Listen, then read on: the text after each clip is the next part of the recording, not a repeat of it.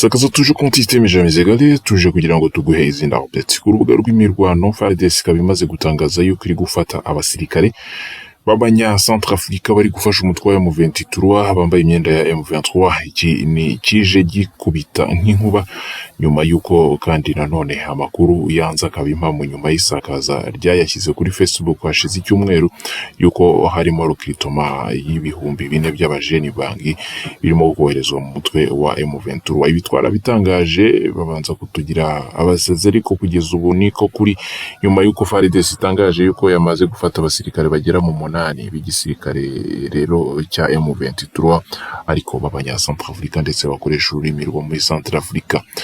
Ibi rero bije bikurikira amakuru ya nyayo avuga yuko rero hari abasirikare bari kurokitwa ibihumbi 4 b'abajene muri Centrafrica muri formation y'amezi 6, bakaba ibihumbi bigera kuri 2 by'aba basirikare baramaze kugera muri formation mu gihugu cya Uganda, mu gihe abandi rero bamaze kuva ibangi kuri izi tariki 4 z'ukwezi kwa 9 2025 nyuma ya renforcement y'umutwe wa M23 muri Kivu. Rero abazarendo bakomeje kugenda bacokora bakagenda bahitana abasirikare ba M23 benshi. Izi recruitment noneho zitari z'abarwandofone zikaba zikomeje kugenda zikorerwa hakurya muri Centrafrica. Kugeza ubu biravugwa yuko ngo bamwe mu basirikare ngo b'igihugu cy'u Rwanda barokiriti bangi, hanyuma aba bajene bagera ku bihumbi bigera kuri 4 bakaba baroherejwe muri Uganda muri formation y'amezi 6. Bakaba rero harimo n'abakomeje kugenda berekeza muri ka zitandukanye, bose bagiye babanza guhurizwa muri Kankasai bangi, hanyuma hari n'abandi bagera rero mu bihumbi 2 bavuye ku kibuga cya Mpoko kuwa 4 z'ukwezi kwa 9. Ni mu gihe ibihumbi 2 kandi byavuye muri iyi kambi bikerekeza ahangaha nyine Impoko, bikahita byerekeza muri iyi formation. Nyuma ya formation abarokirite bakaba bagomba kwerekezwa mu mutwe wa M23 rero muri Kivu zombi. Nyuma rero ya formation kandi izi Kivu zombi zikaba zaragiye zigira abo zakira nka sample baje kugira ngo babagerageze. Amakuru akaba akomeje kugenda agaragara ndetse coordination yabo ikaba iri gukorwa na Commando Oscar Yannick Bada, akaba ari we ukomeje kugenda aba ku murongo wa mbere wo kurokita aba basirikare. Recruitment zikaba ziri coordonné aba bakomanda rero b'abanya Centrafrica benshi bayobowe na Yannick, bakaba ari bo bakomeje kugira uruhare mu gutoza abasirikare ndetse no kubatransporta baberekeza muri Uganda. Ibi byakomeje kugenda bitangazwa rero kuva ibi bya Alliance Fleuve Congo byatangira, ariko nta muntu wigeze ugerageza kubyitaho kugeza ubu. Kandi nanone force spéciale ikomeje kugenda igaragara yambuka rero mu bice bitandukanye. Inyuma rero yuko hagaragaye kwijwi force spéciale ndetse no mu bindi bice, kubu hakaba hakomeje kugenda hagaragara aba basirikare b'abanya Centrafrica bakomeje kwinjira ku butaka bwa Repubulika ya Demokarasi ya Kongo bakisanga mu mutwe wa M23. Turakomeza tugukurikiranire gatanu ku kandi uko ibi bikomeje kugenda bigenda, ndetse recruitment zikaba zikomeje kugenda zigaragara yuko ari ngari cyane. Ibi bikaba bikomeje kwagura intambara mu buryo bukarishye ndetse no kwihindurira umurongo, aho rero mu by'ukuri ubusanzwe yari intambara isa niyiganjemo abarwandofone, ariko abavugira ingara ndetse n'aba Centrafrique bakaba bakomeje kugenda bayigaragaramo, cyane cyane abavuga indimi zijyanye neza n'imipaka Repubulika ya Demokarasi ya Kongo ihana na Centrafrica, ku buryo udashobora kumenya nimba uyu ari uwo hakuno cyangwa se ari uwo hakurya. Kugeza ubu turakomeza tugukurikiranira rero gatanu ku kandi. Imirwano yo yabyutse muri Banyungu, muri Buwabo ndetse no muri Nyamaboko, Imushaki ndetse abazarendo bakaba bakomeje kuri posta. Turukundi sakaza tuje ku systeme jamais égalé, turagaruka mu kanya. Twizere ko dahwema kudukurikirana kandi no kudukunda. Turabashimira ko mwakomeje kutuba hafi. Izi saha rero tuje kuguha update zindi. FARDC ikaba ikomeje kurega umutwe wa M23 kugenda urokirita mu buryo bwa hafi abajene kandi mu buryo buri force ndetse no gushimuta abo igiye kujyana mu gisirikare. Ibi biratangazwa n'igisirikare cya Repubulika ya Demokarasi ya Kongo, cyabitangaje rero nyuma y'uko ibi bikorwa byo gushimuta abantu bikomeje. Iki gisirikare cya Repubulika ya Demokarasi ya Kongo kirarega kandi umutwe wa M23 wo gutwika ndetse no gushimuta abasivili, gukoresha abasivili mu rugamba ndetse no kubakoresha nka bouclier humain ndetse no gukoresha abana mu rugamba. Ibi bikaba rero bisohotse ku wa 28 igihe barimo bagaragaza yuko abamanifesta bose benshi bagiye bafatwa, bagiye bajyanwa mu gisirikare, ndetse bamwe mu bantu bari barimo abagiye gukora patrouille y'umutwe wa M23 bagaragaye cyane cyane ku misozi ya Kimao, cyane cyane hanamiye ibice bya Mikumbi, ni muri groupement ya Ruberiki muri territoire ya Masisi, aho rero byakomeje kugenda bigaragara yuko inzu nyinshi ziri gutwika, rero hagatwikwa rero inzu zo muri Kibati, ndetse hakagenda hanashimutwa abana bagiye bajyanwa ahantu hataramenyekana. Kugeza ubu Majoro Nestor Mavudisa akaba rero ariwe unazwi ku mazina ya Kamba Mayoyo, ni porte-parole wa 3e zone de défense, rero yabitangaje mu gitondo cy'uyu munsi. Abitangarije Ikisangani, ubuyobozi bwa gisirikare bukomeje kurega umutwe wa M23 ibikorwa by'ubugambanyi, kugambanira igihugu ndetse no kwica abaturage. Ibi akaba yakomeje kubivuga asaba igisirikare gukomeza gukaza ijisho, ndetse hanashyirwaho uburyo infiltration cyane cyane ivuye mu bice bikontororwa n'umutwe wa M23 igomba guhagarikwa. Lokalite za Bukubirwa ndetse no mu bice bya Musanga ziri muri groupement ya Ikobo, zose nazo zikomeje kugenda zishyirwa kuri radari z'igisirikare cya FARDC mu rwego rwo gukontorora muvoma z'umwanzi.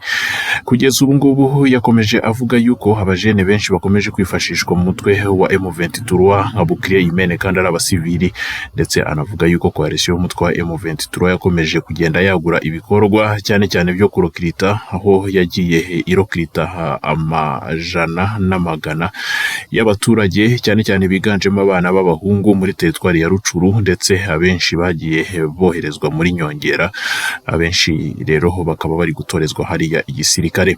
FARDC iravuga yuko yagiye ibona andi makambi ikoresheje surveillance ya drone agera kuri 6 n'amakambi de concentration arimo recrutement ndetse n'amaformation ya gisirikare ari gukorwa n'umutwe wa M23. Izi drone zakomeje kugenda zigaragaza yuko izi nkambi ziforumye mu buryo bwa boucle cyangwa se mu buryo bw'uruziga, ku buryo ngo zikikije centre nini ikomeje gutorezwamo abasirikare b'umutwe wa M23, kandi ibi bikaba biri gukorwa n'abasirikare bari kuva hakurya.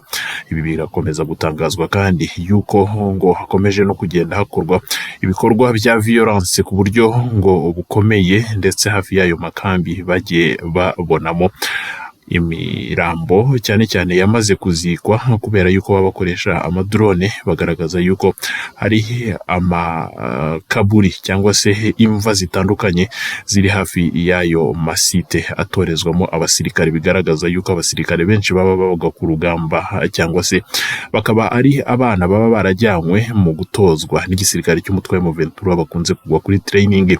Amakuru akomeza kugenda atangwa n'igisirikare kandi cya FARDC kivuga yuko ibi bikomeje kugenda biba ingeso y'umutwe wa M23 gutwara abana benshi muri camp de concentration bagatangira kubatoza igisirikare, abenshi bakagwa ku myitozo ndetse kandi ngo bagahita babahambayo. Communique yasohowe n'igisirikare cya Repubulika ya Demokarasi ya Kongo, aho basaba kandi nanone communauté internationale gukaza rero ijisho ryayo. Bavuga yuko drone zifata amakuru yose cyane cyane hejuru ya ziriya nkambi z'imyitozo, ariko ahanini muri izo nkambi z'imyitozo bakaba batashobora kuba baharasa ibisasu, ngo bitewe nuko ngo ari zone zikomeje kugaragara yuko ngo ziri mu buryo bwa zone ngo z'umutwe wa M23, ariko barasinye amasezerano ya cessez-le-feu mu mpera z'ukwezi kwa 8.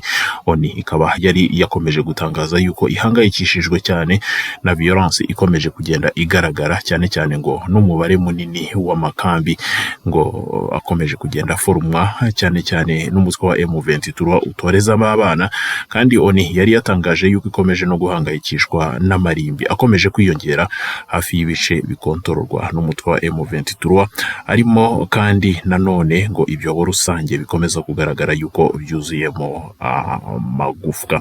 Kugeza ubu Repubulika ya Demokarasi ya Kongo ikomeje kugenda igaragara yuko mu by'ukuri irimo ibibazo bikarishye kubera iyi ntambara. Abantu benshi bakomeje kugenda bashimutwa, ndetse no muri Nyiragongo hari abantu baherutse gushimutwa kugeza ubu bataramenyekana irengero ryabo. Umutwe wa M23 ukaba ari wo uregwa muri ibi bikorwa byo gushimuta aba bantu. Ni mu gihe muri biriya bice bya Bukavu mu majyepfo ya Kivu ho bikomeje kugenda biba bibi, kuko igisirikare cya Repubulika ya Demokarasi ya Kongo cyo cyamaze gushyiraho itegeko ry'uko umuntu agomba kuguma mu bice ibyo ari byo byose arimo, ngo mu rwego rwo kwirinda infiltration y'umutwe wa M23. Habujijwe rero abantu benshi kuva mu bice bya Bukavu byokipwe n'umutwe wa M23 berekeza mu bindi bice. Iryo ryabaye itegeko. Turakomeza tugukurikiranire gatanu ku kandi sakaza tuje konti systeme jamais égalé. Turagaruka mu kanya. Tuje konti systeme jamais égalé, tuje kugira ngo tuguherero updates kugeza ubu ni kuri operation rero zakomeje kugaragara z'igihugu cy'u Burundi. Kuwa 23 z'ukwezi kwa karindwi muri 2025 nibwo hatangiye kugaragara rero mu masaha ya saa 12 amadebi y'amadrone kabuhariwe mu rwego rwa surveillance y'igihugu cy'u Burundi atangira kuhaguruka mu gihugu cy'u Burundi muri rero ziriya centre militaire zibanga z'igihugu cy'u Burundi kuri mission yo kwerekeza rero muri position z'igisirikare cya FARDC muri Kivu y'Amajyepfo. Amabanga rero yakomeje kugenda ajya hanze akaba yerekana yuko isaha ya saa 11 z'igitondo nibwo rero drone ya mbere yari tangiye gukurura cyane cyane amafoto ndetse na infrared menshi yagiye rero atanga localisation nini zitandukanye z'abakuru b'umutwe wa M23 n'abakoordinateri baba agent n'abakada batandukanye bari muri biriya bice, ndetse n'umurongo munini wa renfort yakomeje kugenda igaragara iri muri biriya bice, aho hakomezaga kugaragara abasirikare benshi baramfurusa rero opposition z'umutwe wa M23. Byaje kugera mu masaha ya saa 11:45 bombardement za mbere zitangiye gukorwa n'amadrone. Igihugu cy'u Burundi kiza kuza kurekipera amadrone yacyo mu masaha rero yakurikiye, ariko atarenze amasaha 2 kubera yuko izi drone zabanje kwerekeza muri Kisangani. Kugeza ubu ngubu aya madrone yaje kurekerwa asubira mu gihugu cy'u Burundi, nyuma biza gukurikirwa n'itangazo ry'umutwe wa M23 watangazaga yuko igihugu cy'u Burundi gikomeje kugenda cyataka ibice bitandukanye. Mu gihe kandi nanone abasirikare rero b'umutwe wa M23 bakomeje gutangaza yuko nubwo amabombardement y'igihugu cy'u Burundi akomeje kugenda aba menshi, kitazigera kiva rero iki gisirikare ku butaka bwa Repubulika ya Demokarasi ya Kongo, ndetse kandi ahubwo gikomeje kugenda gishaka uburyo gishobora gukoresha bwo gushinga igipolisi muri biriya bice. Komba rero zikomeje kugenda zikara mu buryo bukomeye. Abakombata b'umutwe wa M23 bakaba ari kuri iyi samedi babashije kugenda batangaza yuko ibice bitandukanye babifite birimo village za Rubumba, nyuma rero yo gutraverisa bira bice bya Rushishi mu kwezi gushize. Hakaba hari harakomeje kugaragara imirwano yakomeje kugaragazwa rero n'ama resistance akarishye cyane cyane y'abazarendo bagiye baderuja umutwe wa FARDC muri biriya bice, ariko nyuma abazarendo na FARDC ko bakomezaga resistance nyinshi cyane cyane zakomeje kugenda zigaragara hagati y'abazarendo n'umutwe wa M23. Abazarendo yakoranaga na FARDC babasha kugenda bentrikana ndetse banasubiza inyuma ibitero byinshi bitandukanye by'umutwe wa M23, ariko byaje kurangira FARDC n'abazarendo baje gusubizwa inyuma. Avance y'abareberi iza kwinjira muri biriya bice, ndetse ibice bya Uvira bikomeza kugenda biremererwa, bikaba rero byaragiye biremererwa bitewe n'uko Rubumba ndetse na Rushiji byakomeje kwinjirwamo kandi n'ibirometero bigera muri 80 uvuye mu Minembwe ndetse werekeza muri Uvira. Kugeza ubu rero updates akomeje kugenda agaragaza yuko deuxième vice president w'umutwe wa M23 yakomeje kugenda agaragaza yuko attack akomeje kugenda ategurwa, igisirikare cy'u Burundi gikomeje kugenda kandi nacyo kibangamira mu by'ukuri situation nyinshi zitandukanye, cyane cyane ziba ziri gushyirwaho mu rwego rwo kuba bakora intambara ishingiye ku bwicanyi kugira ngo banduze igisirikare cya Repubulika ya Demokarasi ya Kongo. Situation muri Uvira ikaba rero yarakomeje kugenda iba nini cyane, byageze kuri 24. Uvira ikomeje kugenda iremererwa, igisirikare cy'umutwe wa M23 gikomeje kugenda cyisatira, ariko igisirikare cy'u Burundi gikomeza kugenda gifata uburyo bukomeye ibice byinshi ndetse kigenda gica inzira nyinshi zitandukanye. Operation y'Abarundi ntabwo yigeze igira success ikomeye, ariko yagiye inetraliza benshi, biza gutuma rero habaho urugamba rwo kuorganiza plus strategique yaje gukorwa. Igisirikare kiganjemo amabata yagera muri 7 y'abazarendo ndetse na bata 2 z'abasirikare ba FARDC ziza gusubira inyuma, birabice birafatwa. Kugeza ubu ngubu surveillance ziracyakorwa ndetse operation ziracyakomeje kugenda zitegurwa, indege z'Abarundi zikomeje kugaragara muri birabice nubwo kugeza ubu ngubu bitari gutanga umusaruro. Igisirikare cya FARDC cyo ntabwo kigikoresha amase H4 kugeza ubu ngubu muri birabice, tukaba turi buze gukurikiranira tukakubariza abakomanda batandukanye bakaza kutubwira kuva Cirimo yapfa byinshi byakomeje kugenda bigaragara, twanakumenyesha amakuru yuko yaba yahambwe rero umunsi w'ejo. Turagukunda, turagaruka mu kanya sakaza tuje contexte meje mezagare, turagaruka mu kanya.